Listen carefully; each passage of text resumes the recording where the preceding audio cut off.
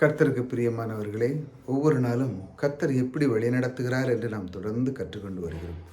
ஒவ்வொரு நாளும் அவர் நம்மை எப்படி வழிநடத்துகிறார், அந்த வழிநடத்தல் அவர் மூலமாக நமக்கு கிடைக்கப்பட்ட அந்த நன்மை என்ன, அதை நாம் எப்படி கர்த்தருக்காக அதை செய்த அந்த அந்த நன்மையை நாம் நினைத்த நாம் எப்படி சொல்லுகிறோம் என்பதை தான் பார்த்து கொண்டு வருகிறோம். கர்த்தர் எப்படி வழிநடத்துகிறார் என்று அதிகமாக பார்க்கிறோம் பாருங்கள். அவர் எப்படி வழி நடத்துகிறார் பாருங்கள். அனுக்கிரகமும் அனுகூலமும், ஒரு மனிதனுக்கு அனுக்கிரகமும் அனுகூலமும் எப்படி தேவன் கொடுக்கிறார் பாருங்கள். அனுக்கிற காலத்திலே நான் உமக்கு செவி கொடுத்து இரட்சணிய நாளிலே உனக்கு உதவி செய்தேன். பாருங்கள், அனுக்கிரக காலம், என்னுடைய வாழ்க்கையில் அனுக்கிரகம் ரொம்ப முக்கியம். சூழ்நிலையிலான காலத்தில் நிறைய பேர் அனுக்கிரகம், அதாவது நன்மை பண்ணுவாங்க. இந்த மாதிரி நன்மைகளை செய்கிறவங்க, இந்த மாதிரி எது வேண்டுமோ அந்த காரியத்தை உடனே செய்து முடிக்கிறவங்க, அவங்ககிட்ட போனான்னா உடனே டக்குன்னு அந்த காரியங்கள்லாம் உடனே நடக்கும்.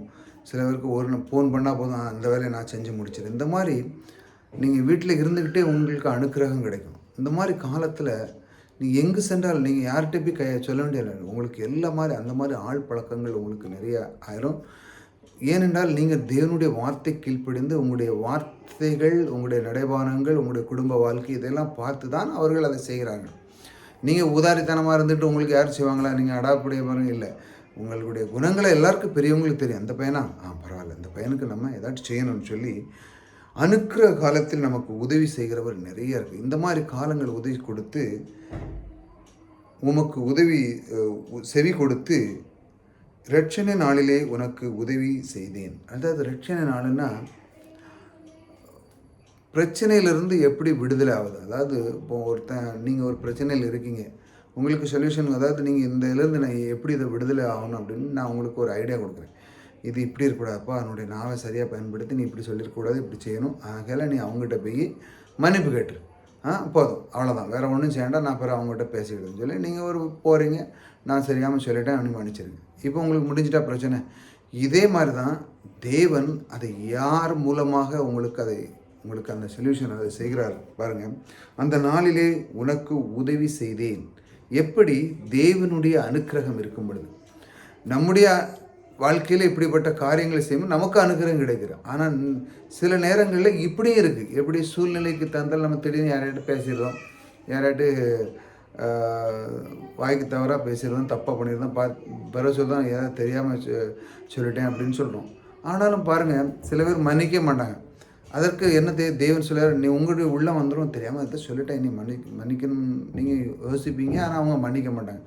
ஆனால் அதற்கான அனுக்கிரகங்களை தேவன் அருள் புரிகிறார். சில பேர்கள் உங்களுக்கு காமிப்பாங்க, நீங்கள் சொல்லுங்கள், நான் இப்படி தெரியாமல் பேசிட்டேன், எங்கள் சித்தப்பா, பெரியப்பா, அக்கா, பிள்ளைகள் யார்கிட்ட இப்படி பேசிட்டேன், அப்படி சொல்லும் பொழுது அவன் சரி நீ போய் இன்னொரு முறை போய் அவங்கள்ட்ட மன்னிப்பு கேட்டுன்னு சொன்னால் நீங்கள் மன்னிப்பு கேட்டுருங்க, அவங்களும் சொல்லுவாங்க.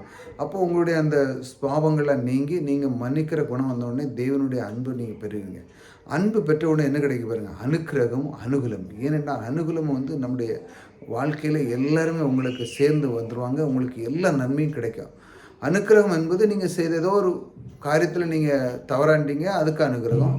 சில விஷயத்தில் நன்மை செய்யறதுக்கு நீங்கள் முயற்சி பண்ணுவீங்க, அங்கேயும் சில நேரத்தில் தடை இருக்கும், அதுக்கும் சில பேர் இப்படி நன்மைக்கும் தீமைக்கும் சில விதத்தில் நிறைய பேருக்கு பிரச்சனை உண்டு பண்ணுறவங்க இந்த மக்களில் நிறைய இருக்கிறாங்க. ஆக அதையெல்லாம் தடைகளெல்லாம் நீக்கி தேவன் சொல்கிறார், நான் உனக்கு அனுக்கிரகம் அனுக்கிரகம் தந்திருக்கிறேன், இதையால் நீ பெற்றுக்கொள் என்று சொல்லி தேவன் உங்களுக்கு இந்த காலை நேரத்திலே அவர் உங்களுக்கு வாக்கு கொடுக்கிறார். கர்த்தர் எப்படி வழி நடத்துகிறார் பாருங்கள். அனுக்கிரக காலத்திலே நான் உமக்கு செவி கொடுத்து இரட்சணிய நாளிலே உனக்கு உதவி செய்தேன் என்று சொல்லுகிறார். பாருங்கள், இந்த தேவன் அன்பு தேவன் ஒவ்வொரு நாளும் நம்மை தேடி வந்து அவர் நம்மை எப்படி வழி நடத்துகிறார் பாருங்கள். இந்த மாதிரி சூழ்நிலையில் இருக்கும் பொழுது அவர் உங்களுக்கு அனுக்கிரகம் கொடுப்பார். அனுகூலமுமாக இருந்து தேவன் வார்த்தையை தன்னுடைய நாவிலே அதை எப்படி பயன்படுத்த வேண்டும், நீ எப்படி அனுக்கிரக காலத்தில் நீ அதை எப்படி பெற்றுக்கொள்ள வேண்டும், இரட்சணை நாள், அதாவது உன்னுடைய சூழ்நிலை மத்தியில் நீ எப்படி அதை உதவி உனக்கு கிடைக்கிறதுக்கான எல்லா ஆயத்தமும் நான் எப்படி அதை வழிநடத்துகிறேன் என்று அவர் காண்பிக்கிறார். ஏனென்றால் அவருடைய உள்ளத்தில் இருக்கிற அந்த அன்பு, அதை நம்முடைய உள்ளத்துக்கு அவர் இடம் கொடுக்கும் பொழுது அது ஆட்டோமேட்டிக்காக அது எப்படி வழிநடத்துகிற விதத்தை நாம் அறிந்து கொள்வோம். ஏனென்றால் நம்முடைய நாவை சரியாக கையாள நாம் கற்றுக்கொள்வோம். இப்படி கற்றுக்கொள்ளும் பொழுது நம்முடைய உள்ளத்தில் என்ன நடக்குன்னா, தேவன் அனுக்கிரகமும் அனுகூலமாக நம்மோடு இருந்து அவர் நம்மோடு கூட இருந்து நம்முடைய வாழ்க்கை சிறப்பாக வழிநடத்துகிறார். இப்படித்தான் சில வார்த்தைகளை கொண்டு உங்களை வழிநடத்துகிறார். கர்த்தர் எப்படி வழிநடத்துகிறார் என்று நாம் பார்த்து கொண்டு வருகிறோம். அவர் நம்முடைய வாழ்க்கையை கூடவே இருந்து நம்முடைய வாழ்க்கைக்கு தேவையான அனைத்தும் தருகிற நம் தேவன். அவர் எப்படி வழி நடத்துகிறார் என்றால் இப்படி தான் வார்த்தைகளை நமக்கு தந்து நம்மை அதற்குள்ளே பயணித்து நாம் அதற்கு கீழ்ப்படிந்து நாம் அதை எப்படி கையாள வேண்டும், நாம் அதை எப்படி பெற்றுக்கொள்ள வேண்டும், பெரியவங்ககிட்ட எப்படி பேச வேண்டும், சொசைட்டியில் எப்படி இருக்க வேண்டும், வேலைத்தளத்தில் எப்படி இருக்க வேண்டும் என்று நமக்கு கற்றுக் கொடுக்கிறார். இப்படி கற்றுக் கொடுத்தது மூலமாக நம்முடைய வாழ்க்கை சிறப்பாக அவர் வழி நடத்துகிறார். உங்களுக்கு ஒரு இடையூறு இல்லாமல் தேவனுடைய வார்த்தைக்கு நீங்கள் முதலிடம் கொடுத்து அதற்கு நீங்கள் கீழ்ப்படிந்து அதனோடு மனமோடு பொருந்தி இருந்து வாழும்போது உங்களுடைய வாழ்க்கையிலே குறைவே இருக்காது. இப்படிதான் கர்த்தர் ஒவ்வொரு நாளும் உங்களை வழிநடத்துகிறார். தொடர்ந்து சில நிமிடங்கள் நாம் கர்த்தர் எப்படி வழிநடத்துகிறார் என்று நாம் அறிந்து கொள்ளும் பொழுது நம்முடைய உள்ளம் மிக மகிழ்ச்சியாக இருக்கும். இதை தொடர்ந்து கேளுங்க.